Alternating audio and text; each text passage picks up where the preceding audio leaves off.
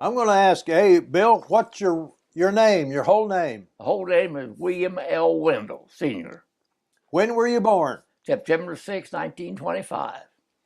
And we're in your house right now, aren't you? We're Yeah. come to Come to visit me. Okay. what's the address here? It's at 56 Elva Lane, West Portsmouth, Ohio.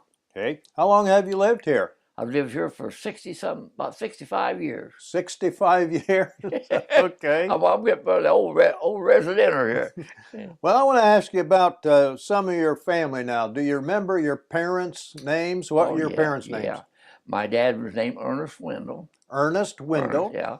Mary Elizabeth Windle. What was her maiden name? Young. Mary Elizabeth Young Yeah. Windle. Dave Young was her daddy. Dave Young was her dad. Who was her mother? Elizabeth, her name Berthy Higgins. Berthy Higgins. Yeah. Okay. Do you know their parents' names? Go back. Let's see. I go back.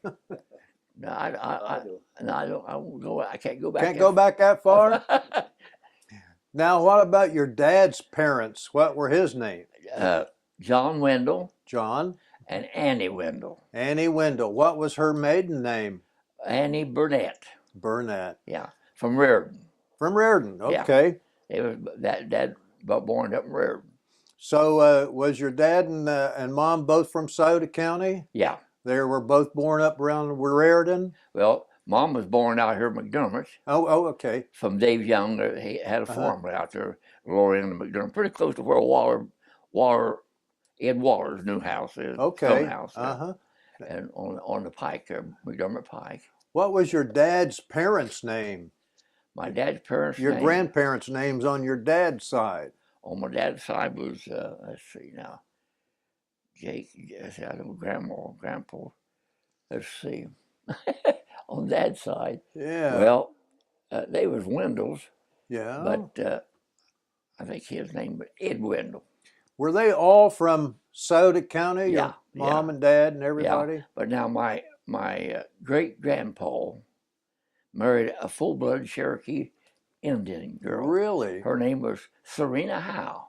Serena My Howe. great grandma on my dad's side. On your father's side, he married a Cherokee lady Yeah. named Serena Howe. My dad's grandpa and them had brothers that had joined farms. Okay. I'll tell you a good one. They'd had supper. Yeah. They tell us on her, and so she had a temper. She thought she should have been served coffee first.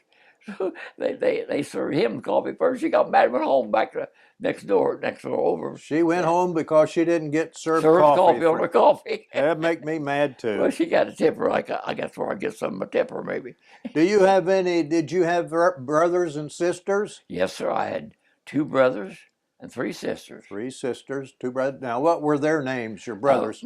My brother's name next to me was Ernest Jr. Ernest Windle. Jr. Okay. He just died last April. Okay. About a year ago. My goodness. And his wife's name was Juanita Vincent Windle. Okay. What was your other brother's name? James Edward Windle.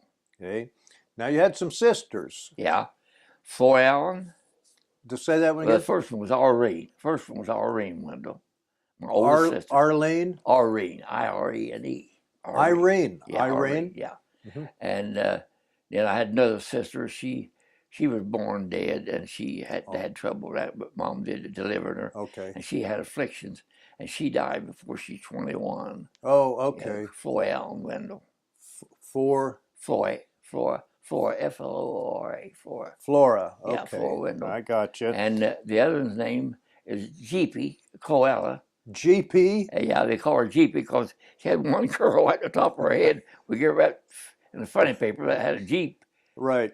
Comic. We give her a nickname. So you called her the GP. Okay. She's still living. Oh, she is. She born on my birthday when I was 10 years old. She born right smack dab on my birthday. I'm 92 and a half. She's 82 and a Yeah, half. she's 82 and a half. She lives up in Dayton. Now you were married. You were married, weren't you? Oh yeah. There's Lucille's picture of her. What was her name? Lucille Windle. Lucille Vincent. Lucille Vincent was her maiden Yeah, name. yeah. Okay. Now was she born in Sauter County? Yeah. Okay. And my brother and me married sisters. You did. My oldest brother next to me, Lucille. Juanita was her name. Juanita was, okay, And interesting. Lucille's sister, yeah. Okay.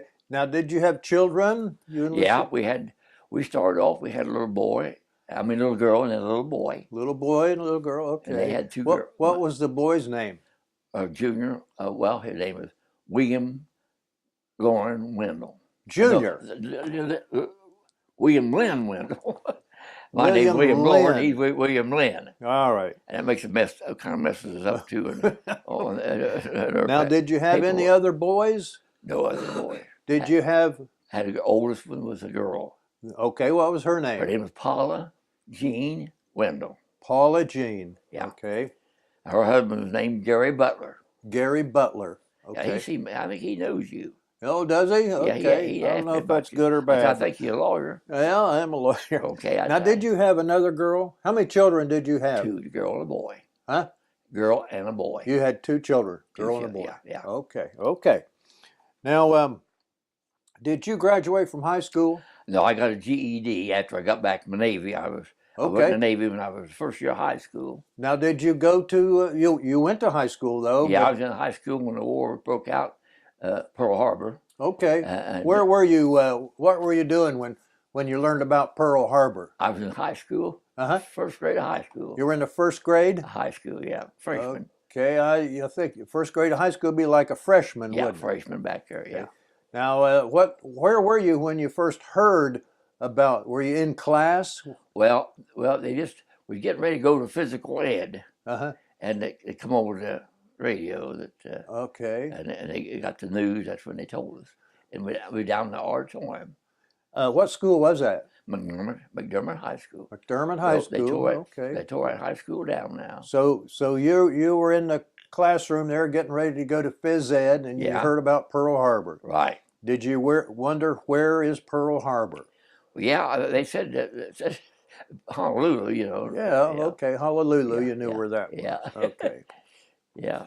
Well, now, Pearl how- Harbor. how far did you go in school? Well, I quit after I turned 18. I flunked a couple grades in school. I got the girl. I hadn't been getting my grades, so You got the girls, but you didn't I get got the grades. I got to fool around too long. I didn't You're make it. fooling around. Then I come back. So I come back from the Navy, and I Well- went out to Lucasville and got my GED. Okay.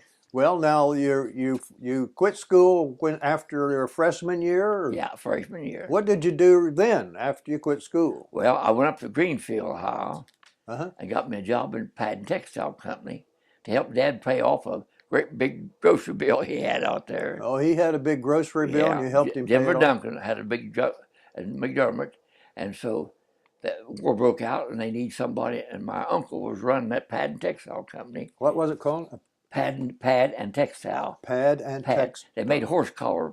Oh. They converted over into making things for the army Okay. and Okay. I guess for cavalry and stuff. And that was up in Greenfield. Greenfield, Ohio. How long were you up there? Well, I started off in the spring. I forget what year that was, but anyhow, Mm-hmm. they went to bring milk. Yeah, it was hard work, and I worked as a stopper for the Okay. sewing machine girls and sewing Uh-huh.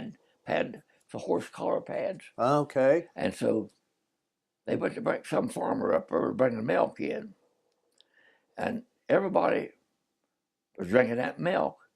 But in the spring of the year, a cow come fresh, and he wanted to dump in something like cow's milk. But wasn't no pasteurizing back there then. But after 5 days, you wasn't supposed to use that milk for cow come fresh. He sneaked some of that old milk in, and I got some of it, and I caught undulate fever. Really? And I laid on that bed from spring till fall. That fall I would have been coming 18 that fall. Mm-hmm. And so anyhow, the doctor up in Greenfield went to doctor me in spring. Didn't know what I had. And he doctored and doctored and doctored. I got so weak I couldn't even raise my arm on the bed like that. All from drinking milk. Milk wasn't pasteurized. Wasn't pasteurized then. And they got that what they call Bang's disease. Bang's disease. Okay. That's cow's milk and not pasteurized. Okay. If you don't wait till that, see a calf was born, it gets a germ out of that cow's bag when it's swelled. Yeah. That's what caused the cow to go. Anyhow, Well, did the rest of the people get Bang's that's what I disease? say. I was the only one that You're the got only it. one that got And the sick. doctor caught it for me, and they told me, my uncle told my mom, my uncle was running Pad Texas. Yeah. He was told me, said, running. Mary, said, if you don't get your boy home, he's going to die. Said, doctors caught this thing, whatever he got, and said, doctor's bad shape. Is that when you went home then? I went home. Then after I got home, Mom had to register for me because I was still weak. Uh-huh. And I turned 18, see. And so she registered for me for the Navy. She registered you for the Navy? Yeah, I got the Okay. Navy. Yeah. Because you were so weak you couldn't do it on your own? I couldn't go register. Could you drive then? Did you have driver's license? No, I didn't have no driver's license then. Did you drive anyway? Well, I drove a little bit, Dad, Yeah. little Chevy. Yeah. I sneak out and drive a little bit, you know. Okay, now after you get home from Greenfield and you get over the disease, you get well, what'd you do then? I went in the Navy. You went in the Navy. That fall, yeah, that fall. And up to Great Lakes, I took my naval training in Great Lakes. How long was that? Well, from the time I took, it was spring of the year I took under fever, coming until fall. They brought me home in the fall. Then that fall, Mom registered for me. Then about 2 months later, they had me up there in Michigan. Okay. On the grinder up there, take my Navy training. Did you want to join the Navy? Well, I didn't care what they said I could pass for Marines, Army, or Navy. So you didn't care. Well, Mom wanted me to take a Navy. She wanted you to be in the Navy? Yeah. Why? Because she knowed I'd have a bed. She thought I'd be out there in the Army, and I got thinking You'd about have to that. sleep on the ground if you Yeah. were in the Army. Yeah, and she thought them foxholes would be full of water. That's and right. She was afraid I would be in a. And I was thinking about that. And I was out there on a life raft. I said, "Poor old Mom, she wanted me to come in the Navy, so I'd have a bed to sleep on. I got a bed, but now I ain't got no bed or nothing. The ship You went ended down. up in a life raft. Okay, we'll get to that part of the story. Okay, well, okay. So now, how did your dad? Was your dad ever in the First World War? Or? No, he didn't do it in the First World War. Now, how did the rest of the family feel about you leaving for the Navy? Well, they hated to see me go naturally. But they didn't say too much. Yeah, everybody was going. Yeah. Well, Dad thought I wouldn't pass for the Navy because I had that fever. See. Oh yeah. Dad said, "Oh, we butchered a calf." Now, one of your brothers was in the Navy, wasn't he? No, I didn't have no brother in the Navy. Okay. None of my brothers had to go. Your brother didn't? Okay, none of them had to go. No, none of them had to go. Were you the oldest born? Or? Oldest boy? Yeah. Okay.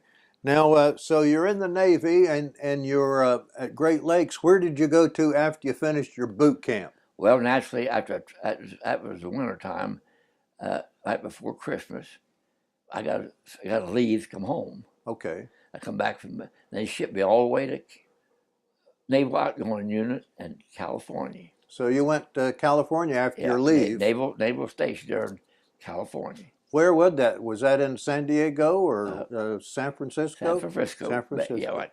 They had a place there, yeah. Did you go out on a train? Yeah, went all the way out on the train, yeah. And what was that like? Well, to me, I never traveled train much. See. Is this the furthest you've ever been from home when you joined the Navy? The furthest I ever went away from home, yeah. Did you like boot camp? What did you think of boot camp? Well, I didn't have too much. I had a lot of good friends.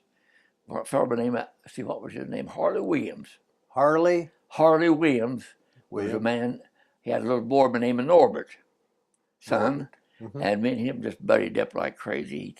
Was he from Soda County or something? something? He was from Kentucky. He was from Kentucky. Harley was from Kentucky. And he was your buddy, and you and he hung out together. Seabury, Kentucky. Okay. That's where his home was. And so now you end up in San Francisco, and you get off the train there. And so what happened to you then? Well, one day they said, get all your belongings in sea bag fashion. You're getting ready to ship out. I said, well, where we going? They didn't tell us the secret, you know. Right. There were 5 of us. Well, we shipped out on a truck and had all our gear in the back of the truck. We just went down to San Francisco Naval, big, what do they call it? It was San Francisco Naval Station there where they had all the ships lined up. Okay. and a big cargo ship named Toledo. Toledo. Great big cargo ship. And that's I was an old country boy. They pulled me down in that truck. What about that truck? All my gear, you know. That big old truck, a big old ship was sitting out of the water because it didn't have all the fuel and everything on it. It was high. I looked up that thing. I said, "Gee, where you're a country boy?" I said, "I can't believe that if they that big like that."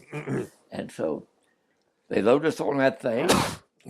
Then they started loading everything on it, all kind of roping for invasion gear. See, Invasion gear. On that Toledo. They had all kind of cargo on that thing, and we started. I remember we left the Golden Gate. I remember looking back at me going through the Golden Gate. So you went under the Golden Gate when you shipped out, didn't you? Okay. And you know where we went to? No. I didn't know. We kept it going. We crossed the equator, plumb down to New Caledonia. Look at your map. Look at your globe map. You come out of San Francisco, well like that, plumb down into New Caledonia. New Caledonia. We was on that water for almost a month.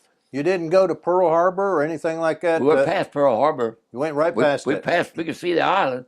We passed going right on through. Okay. And we was, I know, 3 weeks on that ship. Did you have an escort? Well, no, that was run by itself. That big ship would fly. All went by itself, It was like one of these big transports converted into a cargo ship. So now you're on this ship. What was the name of the ship? Toledo. You told me that already. Toledo, right? Yeah. And how many people on that ship? Well, the personnel was they had personnel on there that run the ship and took care of the booms and everything. They loaded things on off and stuff. Had the skipper, naturally the sailors running it, and us 5 boys were shipped on that thing to go down there to be some. I didn't know what was always on that thing for, so we had they got to making a ship paint. We were shipping that paint off that deck. Was that your job, chipping paint? Yeah, I was a job all the way down to New Caledonia. Chipping paint it off was hot the deck. going past the equator. I took a pair of dungarees and sawed them off. Yeah. And I look like I've got some tan, some black. I look like one of your bangies. Okay. Blacker than coal Okay, now you chipped paint all the way from San Francisco to New Caledonia. Right. Right. That's for sure. Now you get to New Caledonia, what happened then? We want to start unloading the cargo. I had some cargo to unload in New Caledonia, naval base there, where they got invasion for the islands, see. Well, we started coming back up from New Caledonia, Marshall Islands, up to New Hebrides Islands. They dumped us off at New Hebrides Island. But I thought we were going to stay here all the time, you know. I learned to drive in big 4x4s, them big Army trucks, you know. Yeah. And so that was another supply depot there, New Hebrides. And so one day, they come in and told us again, get all your clothes ready, boys. We're going seabag fashion. Going overseas. You're going to have all your things ready to travel. Well, we rolled all our stuff up in the bag and made like a horn, like so we throw it, so you carry it. Threw that thing on another truck and took it down to the waterfront. There sat a destroyer, USS Johnston. There you go. We went aboard that thing. They just got back off of invasion. Invasion one of them islands. They had a pretty good battle. I don't know where they lost personnel anyhow. They needed half a dozen boys. And that's half a dozen went aboard that destroyer. The Johnson. Yes, Johnston. Okay. Well, we started coming back from New Hebrides up through the Marshall Islands and that destroyer. So the skipper stopped. Said, we're gonna have us a little picnic here, boys. We're gonna have they had a name for it. They were on the island and had beer and stuff to drink, had a little party. Did you stop at an island and you're going to have a picnic on an island? Yeah, another island we come up to where they had another island there. We just stopped the destroyer. Guess what they had me to do? I don't know. I was a switchboard watcher. I had to watch the electrical stuff on that switchboard. All the rest of them were aboard. You didn't get to have a party. I'm a newcomer, see. They put me to work. So I had to take care of the switchboard. That was one of my jobs. I don't know what the other boys done. They found, I guess he's on the deck somewhere watching and doing things. Now, what was your job on the destroyer ordinarily? I was a starboard sky lookout watch. Now, say that again. Starboard sky lookout watch. Starboard sky lookout watch. Up in a crow's nest. Okay. Yeah, Okay.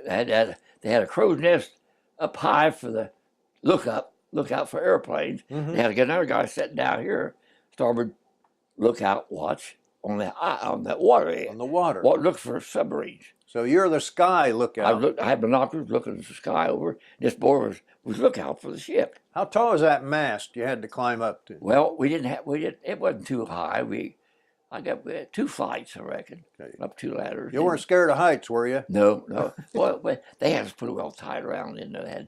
Uh-huh. Had thing you couldn't fall out of it. Okay. It was. I'll tell you what happened to me. I was up there one day and it was real hot. You know, young boy anyhow. Real hot. I was a little starboard sky lookout watch. And I had binoculars, had a strap on it. There's a railing goes around, keep us from falling out. See, and so I was sitting there in the hot sun. You know that shade. See, I went to sleep. Dropped my binoculars. And he hit that rail. The old skipper right down below me walking around. You know, he looked up. Said, "Sailor, I can't stop this ship. Get off here and go get you another pair of them binoculars. Watch what you're doing up there." I said, "Aye, sir." That's the only thing the skipper ever said to me. That's the only thing. Who was your skipper? What was his name? Ernest Evans, Ernest Evans. a full-blooded Cherokee Indian, He was. only American on it. All right. Well, now you missed the picnic, and so now where are you going? Well, we was going to the Philippines, Leyte Gulf. You're headed right to there? First, after you left that picnic deal, What was the name of that island where the picnic I was? think it was Marshall. They called Marshall Island, I Okay. believe. All right. So, And so, anyhow, we joined the task force, and I never seen so many ships in my life, boys. They was battleships, carriers. I never seen so much. The water's full of them. Some of them went this way, some went that way. But we went to the right, our little carrier task force, going into division of Leyte Gulf. mm-hmm. I didn't know then, but I found out later what happened. We had a big typhoon. And I thought we were going to sink before we got to Leyte. You were in a typhoon before In a typhoon. That ship, you look down and you can see space between the ship and one end of the ship there. Be hard out underneath there, just like it's riding high on the waves, you know. Mm-hmm. I thought that was so odd, you know. Mm-hmm. Mm-hmm. So now you're headed to Leyte Gulf, though, after the typhoon, and you get there. What happens then? Well, before we got there, the skipper took us up, stopped the convoy. They all stopped. There was 3 destroyers and 3 destroyer escorts, a little small one, a little bit smaller than a destroyer. Mm-hmm. And they stopped slowed the convoy down and put all the personnel on the fantail. He told us where we was going. He said, "Our boys," skipper did, said, "we're going into battle, boys. Anybody don't want to fight, now's the time, let me know. I'll get you off of here." I looked at him and I thought, well, I don't want to die, but I don't want to be called yell either. Okay. I ain't about to say I want off. So I run through my mind, you know. Did anybody get off? Nobody got off. They all Nobody. stayed. They all were ready. And so after we went from there, we got in the task force. Like I said, 6 little baby carriers. Gamber Bay, Midway, White Plains. St. Lo? St. Lo. No, St. Lo was a destroyer escort. Hmm. And there was a Hull, USS Johnston, Admiral Reed. There was 3 destroyers and 3 destroyer escorts. Mm-hmm. And anyhow, the little escorts, they wasn't quite as big as a destroyer. They had some torpedoes. I don't know. They didn't have a torpedo. They had depth charges. What was your ship armed with? We had 4 twin mount 40s. Twin mount 40s, yeah. That's for airplanes. Mm-hmm. I was the first passer on that. On the turret, I shoved up the guy and he dropped it down the So you would take the ammunition and yeah, it was around the turret, see. uh-huh. And I was the first passer on the turret. First passer. That saved my bacon. That saved your life, huh? Yeah. Being down there. Well, away from us, I was out on the outside and took a direct hit on my Okay. gun, killed all my buddies. Well, so that was your job during your battle station, Yeah. right? Yeah. Okay. And Underway, I was a lookout watch. how many was the crew on the Johnson? 300. 300. Okay. It was the length of that destroyer, I believe, is close to 300 feet long. Okay. So now you're going into battle. Tell me about that. Are you at your battle station now? Well, no, I just come off of Starboard Sky Lookout watch that morning, 12 to 4. I was just laid down in my bunk. He went, boom, boom, boom, all hands, general quarters. I said, I didn't see nothing out there. I was kind of mad because I was tired and sleepy, see? Yeah. And so went to general quarters. They said, secure from general quarters. Well, we secured. I went back down in the basement, or down in my gut, back down in my bed. We slept right over 2 screws on the back part of it down below. The 2 screws pushed the ship right under us. Mm-hmm. Them things grinding away. You hear that? They first put me on there from New Hebrides that night. I told that guy, I said, man, there ain't no way I'm going to sleep in this thing. I got so I could go to sleep, that thing grinding. Okay. Anyhow, that morning of October the 5th, 1944, I never will forget that morning. They secured from general quarters, and I went back to bed. Next time it went boom, boom, boom, all hands to general quarters. The Jap fleet 15 miles off the horizon. The Japanese fleet is 15 miles off the horizon. I said, no wonder I couldn't see them. They're off the horizon. You couldn't see them. No wonder I couldn't see them. I was know-it-all. I was just a young guy, and I thought I knew everything. And you knew everything. But I was mad because I was sleepy, and they'd get me up and down by 12 to 4, see? And you're sleepy, you're wore out. I never got no sleep all that night. The rest of that night, we went to general quarters, the 25th of October. Well, they was on the horizon. We could see them coming. We could see their mask way out there. They started coming. They'd shoot shells over top of us to get our range, see? The battleship getting our range. So the Japanese ships are starting to shoot at you, aren't they? They were shooting at it. And they bust in the air, and a shell would go off in the air, and you could see black spots in the air where they would shoot. The first shell hit our ship. I was on my gun. I looked up. The recognition officer was on the bridge. I seen his head leave his shoulders. Right here. Mm-hmm. Wasn't nothing left on top but just a big jugular vein working. He had one of his brown khaki uniforms on. I could see the blood running down. They went up and grabbed him and put a rope under his shoulder and carried him to the knife and cut it. If he was going into battle, we couldn't do nothing about it. He was dead. Mm-hmm. What did they do with the body? Did they put it overboard? I had to put it overboard, then he took a rope and cut the rope, let it go. Had a rope tied to him to cut the rope, let it go. That was a recognition officer. He's the first man died. Mm-hmm. And we kept getting the shell hit here. I got knocked. I was on around that gun turret. I don't know how many times they hit the ship before they hit my gun turned. Just knocked me flat. So one of the Japanese shells finally hits the turret that you're on. Now, I don't know what size shell that was, but it killed all the boys on the gun. It killed all your buddies there. Yeah. Knocked me flat. Mm-hmm. But I got kind of they call it concussion. Shell. Mm-hmm. When it made a hit, there's a concussion like, and I catch myself before I hit the deck. I caught myself. I never got a scratch on that whole time, or the whole battle. Not a scratch. Not a scratch. When I went off that ship, I got the shell shocked about 3 times. Shell hitting all around me. Mm-hmm. I just tore my gun up. I wasn't that but an observer.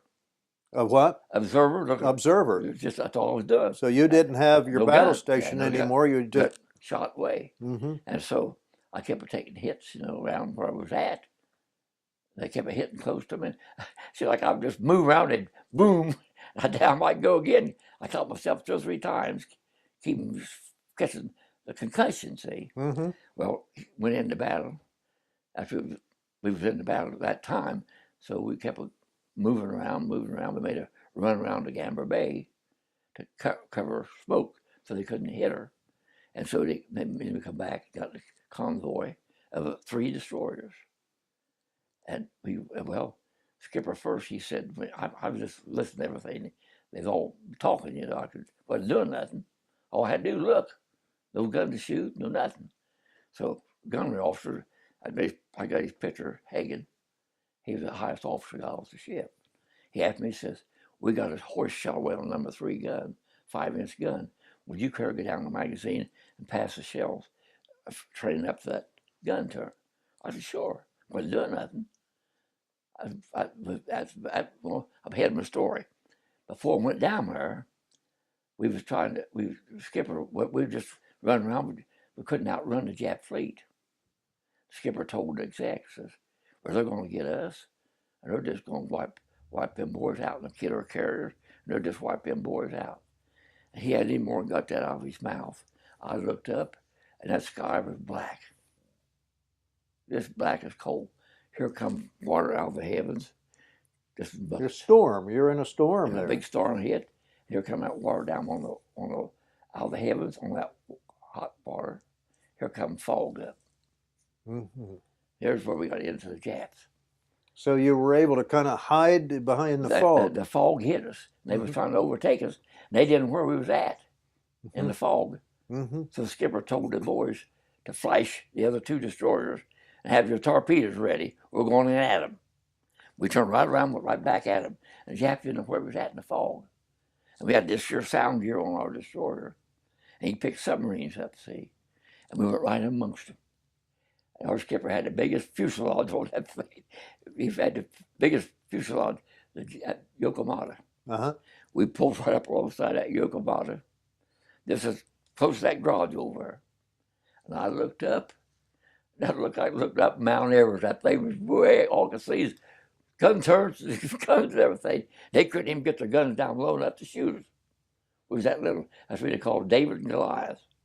We had all 10 torpedoes, 5 in a rack, turned out starboard side. Skipper hard, we got wrong side over there hard. Skipper said, fire all torpedoes, fire, fire, fire, fire. Boy, they went shooting them torpedoes out like that. Hail Mary, just going every way. One of them, I see it, one of the big old long bows of a big heavy cruiser come flying down through that fog. Oh, want to see the bow even. That's a Japanese ship that Japanese got hit, cruiser. Hit by one of your torpedoes. Yeah, we knocked the bow right off of her. And they had to stop real quick because the conning tower was open, see, and it was taking water. They discovered that big cruiser at night. We was in the water, we could hear them. I guess the submarine, but they ain't got the board off of it, and they sunk it. But Yokohama, the biggest one, one of our destroyers on the opposite side of us. I wasn't, like I said, I wasn't doing nothing then. That's before I had to go down the magazine, pass shells up. I was just running around the ship, looking everything over, wasn't doing nothing. And I was on the starboard side, and this is the side where the Japs was, and we was in between the Japs, and this destroyer of ours. I looked up and seen 10 torpedoes cutting the water right at us. I said, oh my God, we're going to get it now by our own destroyer. And they went out of sight. They set them, I didn't know that, see. They set them things, and they go so far out, and they set them down, and they go down deep. When they went down deep, we're right in that Yokohama's screws. Ah, okay. That's what stopped the battle. That stopped the battle? Yes, when it hit that big Yokohama screws, all she could do, they couldn't control her. She just going around in circles, see. So they stopped the battle and all of them gathered around her. They didn't want to lose her like a Bismarck the German had. It was her prize vessel, a big, what do you call it, Yokohama, big battleship. Mm-hmm. So they went back out the way they come in. So they started leaving. That stopped the battle. Well, now what happened to your ship? Well, before that, I was a little bit ahead of the story. After we made a turn out, after we dropped them torpedoes, torpedoes, we made a turn left, and we were trying to get away after we threw the torpedoes, trying to get back out and join the rest of the convoy back where we left. We were just fighting it. Our ship was already wounded pretty bad, took a lot of hits, and we didn't get very far. That's when they had me down in the magazine, passing shells up that one gun turret, see. And I was down in that magazine. One of them destroyers fired us like a dog would a rabbit. Finished us off, see. Mm-hmm. She was crippled. And so I was down in the magazine, passing shells up, a powder can, a shell, powder can, a shell, up to the gun turret, number 3 gun turret. Shaft was shot off, see. And so the gunner also asked me if I could go down and help. I said, sure. Yeah, I went down the magazine. If I had been shell-shocked, I'd been scared to death. Yeah, okay. So I went down there, and we was passing them shells up that gun turret. We took a hit. Another hit. That was what killed my skipper back there on a fantail. That's what killed your skipper? He was back there steering that big steering. Our bridge got shot away, see. And he was back there steering that ship Mm-hmm. with emergency steering in the back. When did you start to sink? Well, that's something else. They all jumped off the ship, after they got that hit. I didn't hear them hard banning the ship. You didn't hear them? I think I the last man to get off. I was right in the magazine with a powder can. If that shell hit up here, I would have been talking to you today because I'd been dead, like a skipper was. But it took that hit right on the fantail, where he back there steering that steering. And they say he got cut half in two with a shell. Blew him. He got cut, blew that half in two, or skipper did. So you're the last man off the Well, ship. what happened? The ship is sinking. What made me the last man? I was shell shocked. Couldn't hear very good anyhow. I was down there getting my shells ready to stack them and hand them to the boys. Went back. I remember going back over, getting the powder can, moving there, getting the shells. Getting a powder Yeah, can. and then a little powder about that big, and then they had to put a shell in front of it, and the powder behind it, and detonate it. See. Mm-hmm. Well, anyhow, I was back there. I didn't hear them say bad in the ship, but I turned around, looked, wasn't nobody there. Nobody's there. I said, "Where the heck everybody's at?" And that guy, I started to kind of walk up the steps a couple of times and kept looking. Heard somebody, "Man, the ship way out there, man, the ship." I said, "No wonder they're all gone." So I just got up a ladder, had my life jacket on, started walking down the rail going to the back, and the water had already, the ship was sitting like that.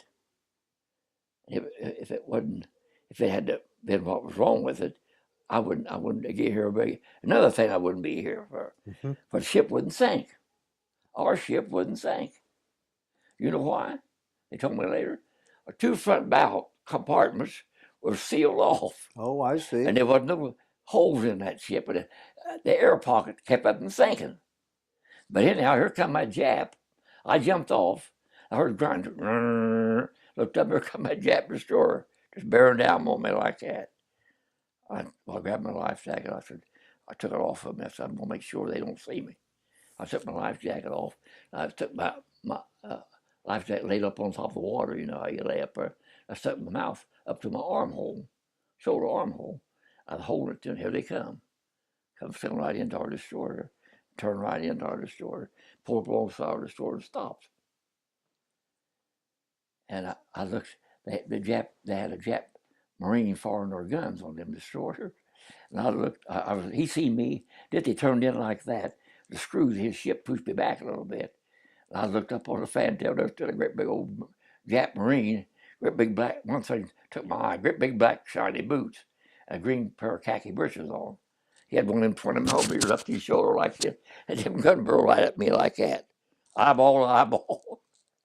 I thought, "Oh my God, here I go get it for sure this time." His gun went up like that on that turret. He's standing up shooting that 20 millimeter. He wanted to shoot me, see. The skipper, I forget what his name was.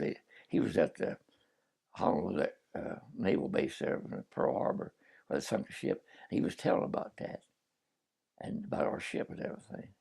So we couldn't sink that ship. We had to pull up and shoot into it to get it sank. So the Japanese Pulled up there, but here's what happened. When they pulled up like that and stopped, well, they wanted him up front. I didn't know what for. He threw the gun down and took off and went back up front. See, the Jap fires all, Marines fires their guns. And he went up on the bow, and he had another 20 millimeter up there. And the skipper pulled the bow up there. Our ship just like that, the destroyer, again, our bow was set like this. He stepped off, went in, looked around the inside of our destroyer. So the Japanese skipper is actually on. Got on our ship, looked inside the bridge, and there was boys just scared all over. See, dead. I went up, they just like a meat house. They scared all over the ship. Mm-hmm. And he got back aboard his ship. I looked at it and I said, "I can't believe what I'm seeing." He saluted you? He saluted our ship. Mm-hmm. Gallantry, see. Mm-hmm. I didn't realize that. I was just a young boy. I didn't realize they was. So then he went to shooting the 20 millimeters on the bow of our destroyer, and it started taking air. See, and it sunk stern first. Mm-hmm. There I was, right over top that cotton picket thing. So you're in the water, and your ship is sunk. The ship sunk right in front of me, and the suction pulled me back. But it got down so far, and I don't know whether the depth charge went off or the boiler busted. That water just like dynamite and fish, rippled on top when it blowed up, see, down when it went down so far. And my spine just felt like you took sand. Mm-hmm. I was just shaking on top of the water like that. Okay, when did you get into the life raft? What was Well, that? that's something else. After that happened, they had a mattress laying there on the side. They threw this boy out. He got superheated steam, burned his face so bad. And there he was on the other end of that there mattress. They put him on that mattress, and I swam over to that after that Jap pulled away, and they hollered, "Over here, over here!" I looked up, see, like I was down. It just felt like we was down the hole when that ship went down. See, like I don't know the water, how I don't know what made it look that way. Mm-hmm. And so they hollered, and that boy, I seen him on the other end of that mattress, and his face looked like he just scalded a catfish. You know how the skin looks on his face, and just a hanging, and he had that starry look on his face. I could see him letting loose, and I watched him. And then before I let loose that mattress, I could see him going that clear water. See him. He went. He died right He there. died right there in front of He you. died right there in front of me. Then that hard, I went over to the raft. There was an 18-man life raft. 44 of us gathered around it. So you know what that Kind meant. of crowded, wasn't it? Well, what happened? Had all the boys was shot and banged up. Was bleeding. It was bleeding real bad, and the water was full of blood. See, all day long, their blood was in that water. And that night, you know what happened? Sharks. I mean, them big whites. I could see them about dusk dark, cutting the water away from them, making circles. And all night long, you hear somebody scream. And we'd panic. We'd go back, try to get away from them, see? And we'd sink that raft, climb on top of it. And Campbell was the man who was in charge of that raft. He said, "Boy, get off here. You're drowning your buddies down there." Mm-hmm. Well, we go back out again. Let it come back up. We go back out again. It went 15 minutes again. Another scream. And you ever hear a death scream? A man, when a shark take half his gut out, Mm-hmm. you can just imagine how he'd scream. So that's what was going on there, and the sharks were all getting night long. Mm. Next morning, one of the boys, well, I've still had a lot of get in me yet. One of the boys says, "See that 2x4 stuck in that raft there? Look way out yonder. We can see a raft floating, nothing, nobody in it, up and down. See, one of them curves went down, had a raft that tore loose on it. See, and it was floating. One of them said, Campbell, I think it's Campbell, said, "Boy, if we get to that thing, we might get us some water. Our water's all gone here, food. Mm-hmm. So we might get some food." I said, "I'm game." So you swam over to that raft? That's what we done. Took that 2x4. Three of us on one side locked the arm out like that. On one side, and the other three got on the other side, locked his arm around, and we all six stayed together. And we swam all day to that raft. And just about got that cotton picking raft. I could actually see we was always real close to it, about dusk dark, and we were just about to it. And once I felt my finger right here, felt like a bumblebee stung me.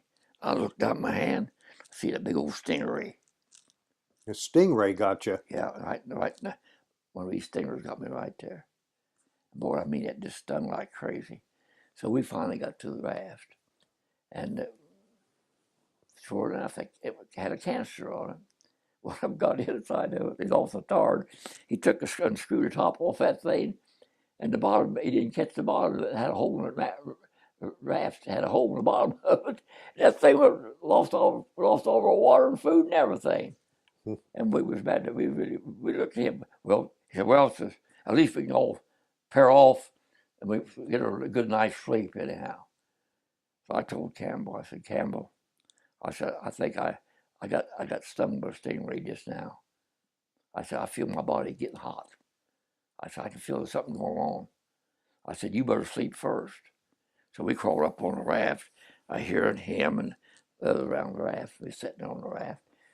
He put his arm around me, he's going to go to sleep. And boy, he was just snoring away. He was snoring? Yeah, he was. Mhm. Oh, well, he wore out. And I went to sleep too. We both fell through that cotton pick a hole in that raft. Mhm. The water woke us up, you know. He said, "Bill, she better let you sleep now." I said, "So I'll hold you and let you sleep." I said, "Honey, I don't think I didn't say honey. I said, I don't think I'm gonna be able to sleep, Campbell. There's something wrong. I feel as hot as the dickens. I feel delirious." And I got delirious. You got delirious? I went to fighting them that night. You wanted to fight? Well, I lost my mind. Uh-huh. I got delirious. And they was trying to slap my face, make me come out of it. And they slapped my face all night, I reckon. I don't know how long. And so next morning, I died. I know I was dead. I was laying on top of that raft just like this. I woke up about noon, and I felt started waking up. My feet started getting warm at the bottom. My feet, I could feel the blood in my body coming up like this. Mm-hmm. And there it was. I could see that we was in the greenest of the island. Mm-hmm. Wasn't very long. Here come 3 LCIs out to pick us up. Yeah, boys, I So remember this. you're on the raft there, and then you're finally coming back to life. Well, I evidently, I don't know what happened. When I did come back, I know my face just burnt like fire. So how long were you on the raft? Well, it was third day at noon they picked us up. The third day. At noon, yeah. Okay. Third day at noon. Third day at noon we picked us up. What happened then? Well, they put me aboard. Had 3 LCIs come out and pick us up. See, and it was 2 of them come up alongside, and one to pick us up laid back. He come up outside of us. See, all 3 of them, but 2 of them on the outside, and they come out and got right across where we was at. Somebody came out on one of these loudspeakers. Mm-hmm. So what state do Yankees play in? They heard real loud. See, one of the boys said, "Yankee, New York, New York." I heard it diesel start up. There came that diesel up, and they come up, pull up alongside a rope netting on it. They said, "Now, boys," said, "we better get out here." So the Japs got a bomber overhead. They're bombing, getting ready to bomb us. We got to get out of here. That's LCI. So they called. They said, "We want to go first." They pointed me, and I got over and started pulled up about 2 on the run on a rope netting, you know. And I got out there and everything was going around, getting dizzy. That fellow grabbed me by the wrist like this, drug me in that LCI. And I woke back up. I was naked as a jaybird. You were. Had all their clothes off. Mm-hmm. And I remember when I woke up, I woke me up. They went to general quarters on that LCI. Mm-hmm. Woke me back up. I passed out. And so I seen a scuttlebutt when I woke up. The scuttlebutt had the big drinking fountain there, you know. Had what? Had a drinking fountain on that. A drinking fountain? Yeah. Mm-hmm. You took a cup and you push that over, made water come out of it. We had one on the shore just like that. So I crawled over to it. I was naked as a jaybird, didn't have nothing on me. I was pushing that water down, getting water to that cup. One of my boys went by me, had a bunch of gun shells and magazines, 20 millimeter. "Go easy on that water, buddy," he said. I was okay. So I got my water and crawled back over and took me a big swat of that, went out just like a light. You Just did. knocked me out again. I didn't know nothing. Where'd you end up? I ended up on LCI. They took us to LST. They took you from an LCI, To an LST. landing craft infantry, Yeah. to what? LST? LST hauls tanks. Oh, tanks. LST Mm-hmm. LST carries tanks. Mm-hmm. About 2 or 3 tanks in the center, and on the walls they had the gunners and all the personnel. So they took them all off for the Philippines, and that was available. They put us boys on that, and took us into Guam. That's where we got aboard a big transport. But I'll tell you something happened. How long were you in Guam? We just there, so we loaded the ship up and took off. Oh, okay. Big transport. Okay. A USS Laurelene. Laureen? Yeah. Laurelene. Okay, what happened then? We took all had all wounded and the survivors off a different ship on it. We went plumb down into Brisbane, Australia, to pick up the war brides and the ones that was wounded, and took them back to the States with us. Pick up who? War brides. War brides. Yeah. See, a lot of these guys had their brides in there with them. They got married during the war. See, Australian women. Australian women. So you got to pick them up and take them. They come back to the States with their husbands. All right. And so we had a big pile of them.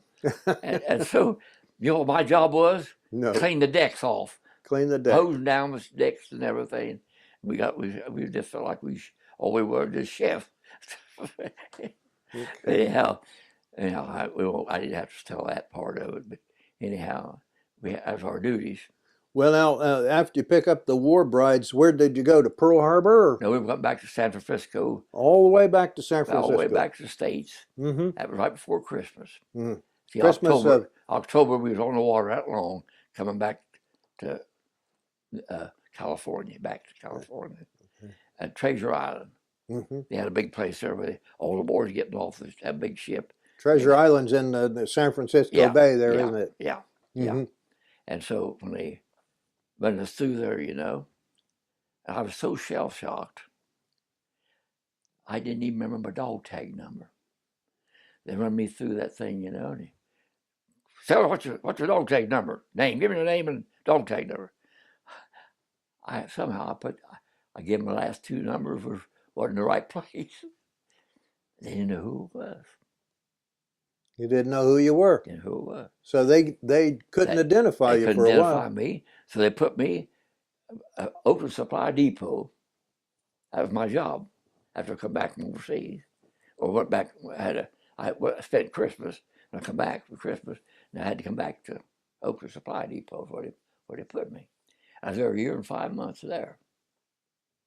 Helped them get loaded up ships with cargo ships with nets, shells, food, all kind of oils and everything.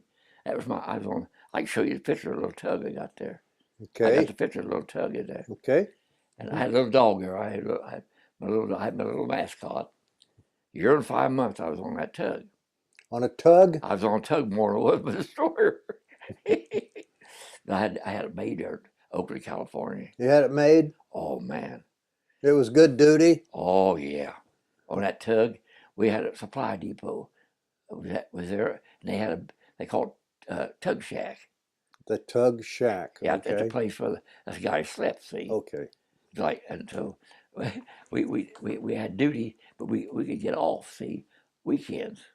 We worked during 5 days a week. Mm-hmm. And the fifth day weekend, we all had turns getting off. Oh, I had good duty out there. So you could get off on the weekends and go into San Francisco and have a good time? I was king. I thought I was King Bee here for a while. So how old were you then in San Francisco having a good time? I was just turned 19. I was about 20 years old, almost 20. 19, yeah. A year and 5 months I was there. Did you like San Francisco? Well, San Francisco and Oakland were both nice. And Oakland? Yeah, Oakland Supply Depot where I was stationed. Mm-hmm. And I go across the bridge into San Francisco. Mm-hmm. And I'll tell you something else I done. Okay. I'm not going to tell it all. Don't tell it all? I'm going to tell it all. You're going to tell it all? Yes, sir. I was engaged to my little Lucy. Oh, yeah, you were engaged at that time. Yeah. I'd been back on survivor's leave. Now, she's back in Ohio, though, isn't she? Yeah. Okay. Did you bring her out to San? That's what happened. I was going to tell you. Okay. After they put me on that supply depot, all these guys got their wives come out there. They've come back from overseas. They got married. They brought their wives out there. They got shipped back out. They got shipped out, and the wives are still there. Right. They had apartments. The wives did. Okay. For their husbands was. I'll tell you all this or not, but I'm going to tell it to you. Tell it. But I told you. So anyhow, I was on tugboat duty, off on weekends, and all the time I was out there, I'd make good money. See, they paid me good. We eat steak and everything. So We had it made. I'll tell you another thing. I got myself a mess with the boatswain running that tug, but I'll tell you about that later. Okay. Anyhow, I'd go on Liberty, John. I'd go on Liberty, and we're in them cafes, the prettiest of prettiest. That's what them war drive. The what were? The war brides was the prettiest of prettiest. They were the prettiest of the prettiest. Yes, sir. Yes. Them guys with wives there, and they was lonesome. They were lonesome. And I was lonesome. I go in there to that place to get some beer. I looked up and see one sitting down the way. She looked at me like this. I look at her. I'd saunter back there. I said, "How about having a beer with me?" "All right, sit down." That's how I got started. And I'd sit down and drink a beer with her and say, "Should I got an apartment over in town? You want to go to my apartment?" I said, "Yeah." But see, she knew I was a Navy, see. I couldn't give her no gonorrhea or nothing, see. Oh, yeah. You were in the Navy. See. I got you. I was chief of sinners. After God done me all that time, He brought me through all this. Then I turn around and do that. You were a chief sinner? Is that what you said? I was chief of sinners. Chief of sinners? I was a chief of sinners. I big got one. Sinners. So anyhow, I got to being so cocky. How many times did you sin? 13 different women. You may not want to hear all this. No, that's fine. I'll just tell you, I'll tell it all to you. And so I come back overseas. That was what my duty was. And I come home. Lucille, she found out I was out there doing that. She found out about you? Yeah, I was engaged. How'd you find out about you? Somebody knew me in one of them cafes out there back home. And they told Lucille, somebody got it to her. One day here come her in a letter. There was her ring I gave her, her engagement ring. She's breaking up with you. She said, "You ain't got time to answer me. Here's your ring back." I shook my head and looked at it. I said, "Well, I had it coming. I've got it coming." I took my ring, put it up. Mm. Well, after World War II, after they bombed Jap cities, where the war was over with, I got to come back home. And I come back home naturally, and my brother was going with my wife's sister. And they come out to my house out in McDermott, and my dad and mom would feed all them poor. Lucille was with her, see? Oh. See? And Lucille, my brother, was going with her sister. And here I was, and I finally come home. June come up to me, my brother June said, "Bill said, I know Lucille would like to see you." They was on 9th Street here in Portsmouth. I said, "No, June, I don't think she wants to see me anymore. I've done her dirty." Oh, time or two went by. He said, "Bill, I know she wants to see you. Come go with me." I goes in there. I looked at her, seen her. Like just a doll. A little doll. Just a little doll, that's what she was. Yeah. I looked at her and grinned. I went in. We got made up. So we kept going in quite a lot to 9th Street where they lived. June Juanita, that's Lucille's sister and my brother, picked a wedding date. Picked a wedding date for themselves? Yeah, October. I see, it was August the 29th. August 29th. And Lucille sat down the other side of me with her smooching, stuff.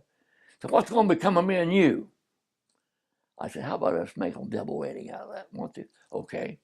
A double wedding. Yeah, my brother's married sisters. Now they're all gone but me. Yeah.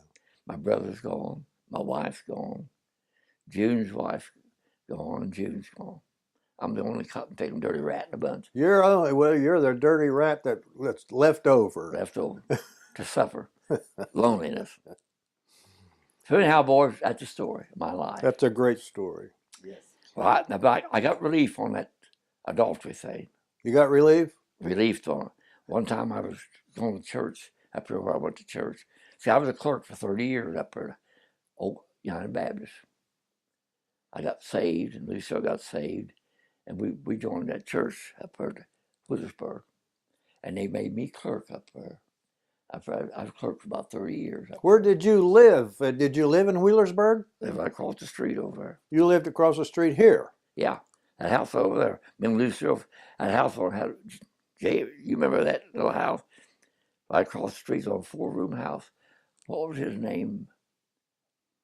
I'm want to say Roberts.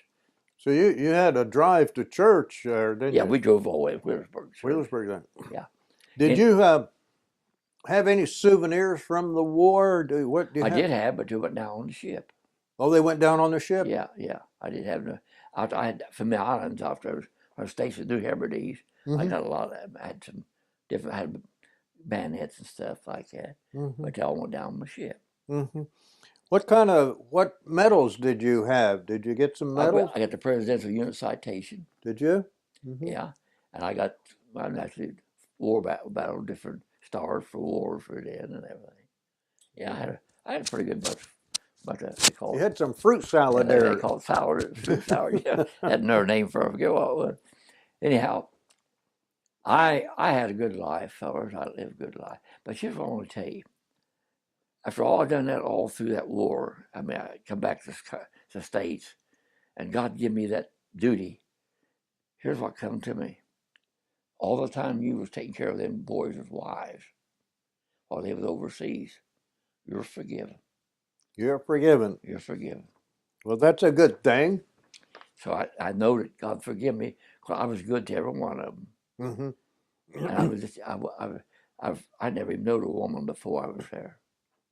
Is that right? So I was inexperienced, so they didn't get hurt. Okay. So let me ask you this now. That's the story of my life, fellas. When did you? So you're in San Francisco or Oakland there, and Well, Oakland Supply Depot. We go across the bridge at San Francisco. We worked out all the American phase over. when was your discharge date? Let's see. I got discharged at I see. Wait a minute. The Supply Depot there in San Francisco. San Francisco. I got discharged in San Francisco, 1940. 46, I believe it was, 45, 46, 46. 46? Yeah. Okay. 46. So now you're going to come home. I come home after that on a train. On a train back. Come back on a train, yeah. Okay. Now, when you when you got off the train, where were you? Here in Portsmouth? Across the river. In South Shore? Yeah, South Shore, yeah. Okay. They had a depot over and I come across the bridge. Right. They had a bus, took us, brought me out in McDermott and dumped me off. So they had a bus there at South Shore at the depot. Yeah. And it brought you across the bridge. Out to McDermott. All the way out to McDermott. Yeah. Did your folks know you were going to show up that day? I didn't. I couldn't get no letter to them because I was on that train for a long time, coming about 2 or 3 days, I guess, on the train. See. So you showed up at the door. It was a surprise. Yeah. Was it? Yeah. You know what happened? I'll tell you something else, though, John. When I hit McDermott, they let me out there at McDermott Depot out there. Did you have your uniform on then? Yeah. Had my Navy uniform on. And so I walked all the way down that depot down to where my house was, where I was born and raised down in there. And I turned down that street there, out there, McDermott, lower end of McDermott. And I had an old dog named Bob. An old dog? Dog named Bob. Mm-hmm. I traded him to a pocket knife for him when I was just a young guy. And that dog, I jumped across that little stream there, go up on the bank where the house was, and I heard the chain rattle. That dog was tied out there. He didn't bark one time. All he did was sat there at the end of his chain just a rattle. I went up there and patted him. Well, Bob, oh, he just went wild. Did he? Knew me. That dog knew me from way back. So then you're petting the dog there, and when did you first lay eyes on your mom or dad there? It was about 1 o'clock in the morning. Was it? I got up 1 o'clock. So you petted the dog 1 o'clock in the morning, walked up on the porch and knocked on it, or did you just walk in? I walked in and knocked on the door. The door was locked, see. It was locked. They all got somebody said, Bill, it's Bill, it's Bill. Man, the lights all come on, they all come out like the Waltons. Like the Waltons? I had a good life, boys. Were you ever in the reserves after the Navy? No, did you Navy reserves or anything? I worked over at the a board and milk company on 3rd Street. How long were you there? I was here about, let's see, I went to work, I was here, I went to work, I was 21, I went to work there at Borden. I think I worked there about 33 years. Did you? Yeah, retired from Borden. You retired from boarding milk. Yeah, board milk. I took her all the milk trucks there towards the last. Well, it's something else. It sounds like I'm bragging, but I'll have to tell it to you. Go ahead. I got this job at Osco. I used to be Ohio Stove. They made stoves there. I got that first job. They gave me a job in that stove foundry. And I was a good worker. Oh, what's his name? George Beasley. He was the manager of that plant. And he says, "You're such a good worker, I'm going to put you where you can make some money. Put you down in the core room." See, cores are the inside of a piston. Then they put the casting around the piston. I went down there. My job was to put them boards, make the cores. I put them in plates, put them in this oven. And them fumes were so bad. Oh, that was bad. Breaking that oil come out of them fumes, you know, out of the oil. So I got hurt my lungs. So I got an old Ford. I had an old 46 Ford. Never will forget it. I had an old 46 Ford. Got hit by a train on the driver's side, and they pulled it back out. The full board still pushed a little bit. I bought that thing. I started coming down 2nd Street there. I bowed my head down like that. That's before I was going to church or anything. I wasn't saved in. I said, "God, please help me get out of that core room. These fumes are killing me." I looked up over that dash like that. That board and sign looked like just wasn't going like that. Flicker just running back and forth. I just pulled off the side, pulled in there, 3rd Street, Martin Street there, where John Rice's seed place is now. I crossed from it. Nell Crest was in the office. I went in. I said, "So can I help you?" I said, "Yeah, I'm looking for a job." "Do you know anything about boilers?" I said, "No, I can learn." "Just a minute." She called Jim Dixon down from upstairs. Jim Dixon come down. He asked me the same question. I said, "Well, I can learn." She said, "Come go with me." He took me downstairs down to the boiler room. Howard Payne was down there. And Howard lived on West Portsmouth. He was, whether you ever, any of you know Howard Payne or not. You ever know Howard Payne? He was the boss manager over in that basement of maintenance. Took me in where he was standing there with a vice, and he had a torch in his hand. I never will forget, he had tried something in the vice he's trying to heat. And Jim Dixon says, "Howard, I want you to meet Bill Windle. He's more from found over a house stove." He looked at me like that, Howard did. Jim Dixon went back upstairs. Howard says, "I don't want anything to do with you if my house stove or not." So them boys out there striking all the time.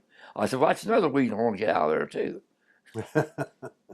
And so me and him hit it off, me and Howard. And when Howard put me to work in there, I was maintenance man. And you know how a pipe died, you got a guide on the pipe threader? I was trying to put the thread on top of in the front, and I had the guide. Didn't have the guide where it was supposed to be. He said, "What kind of maintenance man you gonna be anyhow?" I said, "Howard, I never threaded a pipe before."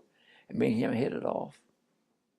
And you know, before he died, he said, "Bill," says, "I know I'm dying.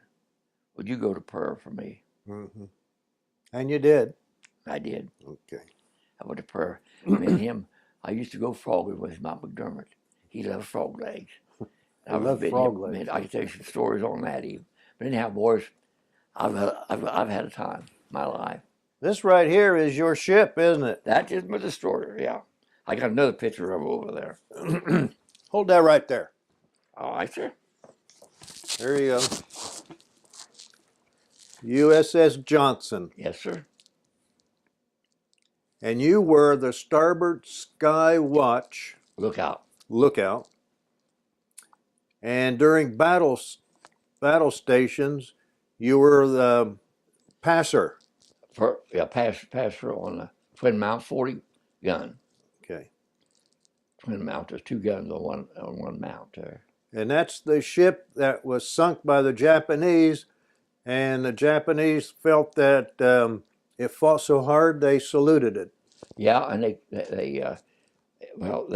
saluted, and I was surprised him saluting that ship. Amazed, I couldn't believe it.